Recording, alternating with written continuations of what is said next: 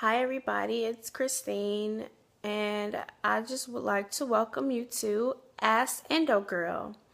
I'm so excited to be doing this video finally. I'm sorry it took me so long for those of you that have been waiting, but I had a lot of things going on and I was having issues with my camera, so I'm back to using my phone unfortunately, but hey, you gotta do what you gotta do. So first off, I would like to thank those of you that have sent in your questions to the Ask Endo Girl vlog. I appreciate your participation, and without you, like, this would not be possible. So I'm gonna go ahead and get started. Today, there are 5 questions, so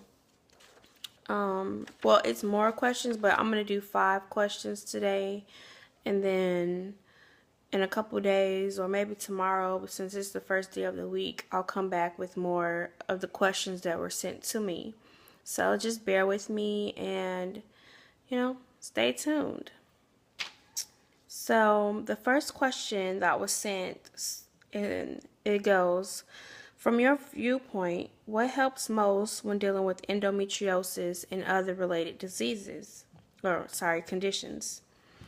And my response is that due to there being no cure for endo, the only things that help are unfortunately surgery, pain meds, rest, heating pad on your tummy and your legs and your pelvic area, because that's what I have to do when my flare-ups are bad, and rest, and also changing the things that we eat. Oftentimes that we also forget that it's what we eat too that can trigger the flare-ups and make them worse, so we have to watch what we eat as well. The second question is, have you heard of the endometriosis diet? And if so, have you tried it? Well, I was told a long time ago, I'll say maybe a year and a half ago, that I should be on the endometriosis diet by a doctor.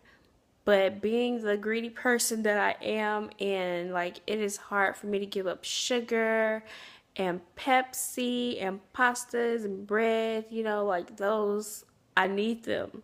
So I didn't do it, but as of October 1st, I have been red meat free.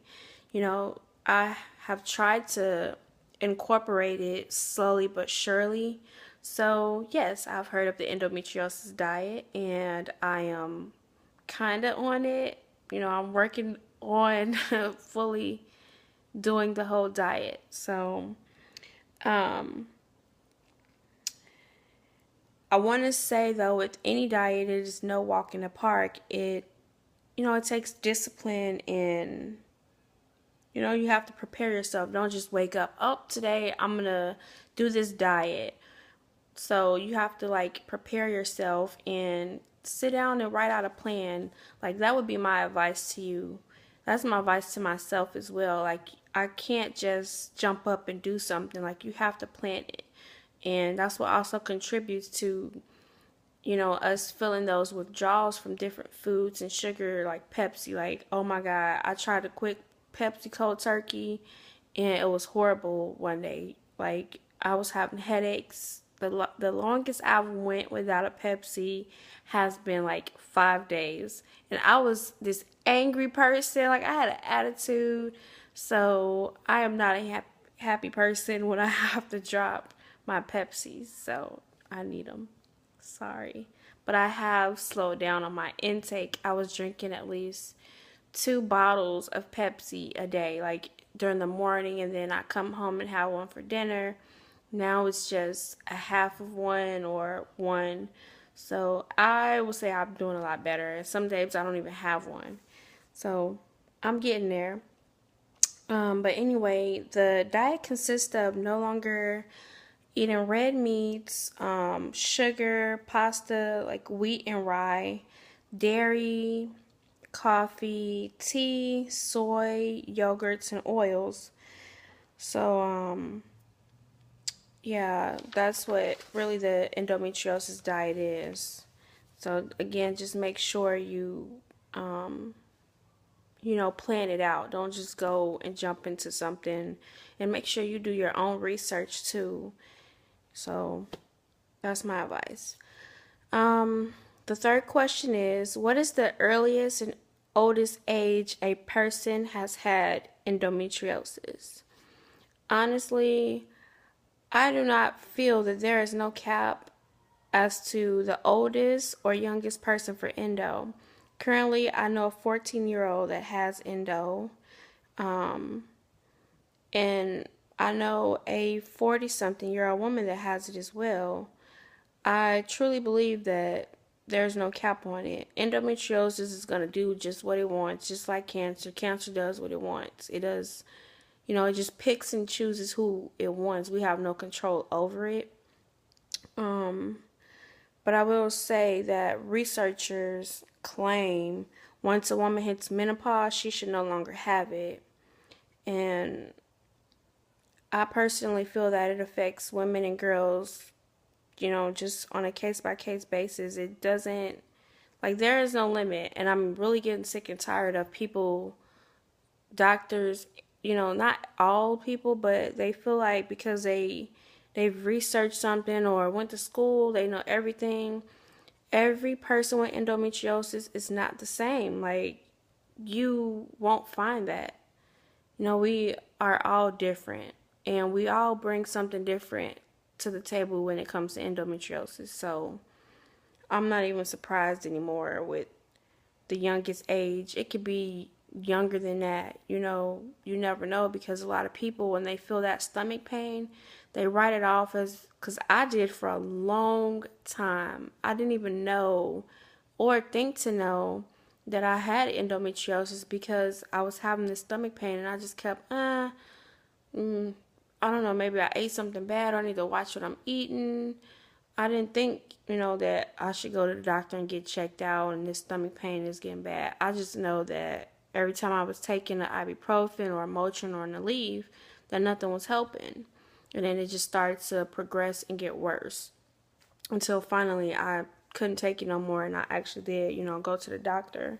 So, yeah, that's my advice. But the fourth question is, Endo Girl, recently I found sex to be painful.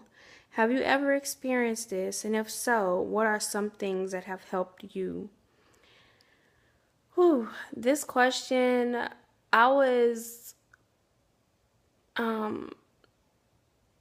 reluctant to answer it, but then I said, you know what, Christine, you already putting yourself out there and opening the world up to what it's like to have endometriosis. So why hide that? Because it is something that many of us with endometriosis and PCOS and all these other conditions that tie into endometriosis deal with every day. It's real. So I'm going to go ahead and answer that for you. Yes, over the past 7 years, sex has been a hit or miss for me. I love sex, but honestly, it's uncomfortable and sometimes, and it does hurt. So, I mean, like, what do you do? When I was in a relationship with someone, I don't want to make it just all about me. We're like, oh, I'm not gonna do this because I'm not feeling it or it hurts. So I try to push through it, and like, I did chalk it up. And I'm not saying that that's what you should do, but talking with your partner or your husband, whoever you're, having sex with, letting them know that, hey, this is uncomfortable, it hurts. Can you slow down, or can we try foreplay, or can we try lubricants? Like, try those things, because sometimes, like, those things did help me out. So, and then I also would say, like, if you do all those and it still is painful, I would recommend go see a doctor because it could be something else as well. And you don't want to just sit here and, ignore these symptoms and this pain. So make sure you're getting checked out as well, okay? The fifth and last question for the night. Endo girl, just recently got diagnosed with endo, and my doctor said the only way to get rid of it is to have a hysterectomy. Is this true? And if so, why didn't you have one?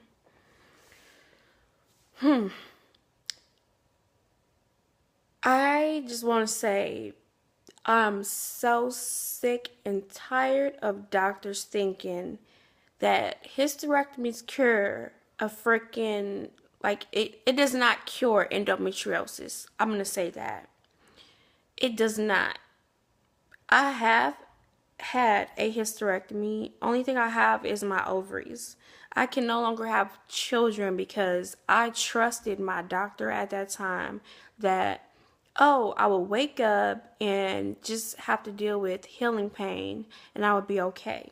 And that was not the case. 30 to 60 days later, I was in full-blown pain. And since 2012 of January, when I had my hysterectomy, I've had 3 surgeries. And every time I've been opened up, they have found endometriosis. So endometriosis, there is no cure for it. So I would recommend that either you go see another doctor, because this doctor is very uneducated. And I'm just sick of doctors using that as a means to cure endometriosis. I feel like that is a big step, and to this day, like, that is something that I suffer with, the fact that I cannot have any more babies. And I'm not saying that I want to have a baby today, but the day I get married or, I'm with somebody, like, what if my husband or the person that, I settle down with decides he wants to have a baby with me? I can't give him that. That's something that I struggle with every day, knowing that, that option is gone. And my son, he's 6 years old. Like, he even says to me sometimes, Mommy, I want to have a brother or sister. Like, and that makes me sad. And I see women around me pregnant. Like, I get sad. I can't go in the kids' aisle sometimes, like the babies. That is a big decision, honey. And I mean, if it's going to work for you, then if you feel it's going to work for you, just make sure that you do your research. I'm not going to tell you to get it or not get it, but I will say that it does not cure it. And you make sure that if you say yes to having a hysterectomy, that you have gotten a second opinion. I would recommend counseling too, like, because it is a big step and you go through a big change after it. I'm telling you, it's no joke. A hysterectomy is hard. Like, the recovery was horrible. It is no walk in the park at all. It is not. So make sure that you educate yourself before you leave these decisions in your doctor's hands. And this goes for everybody, for everything.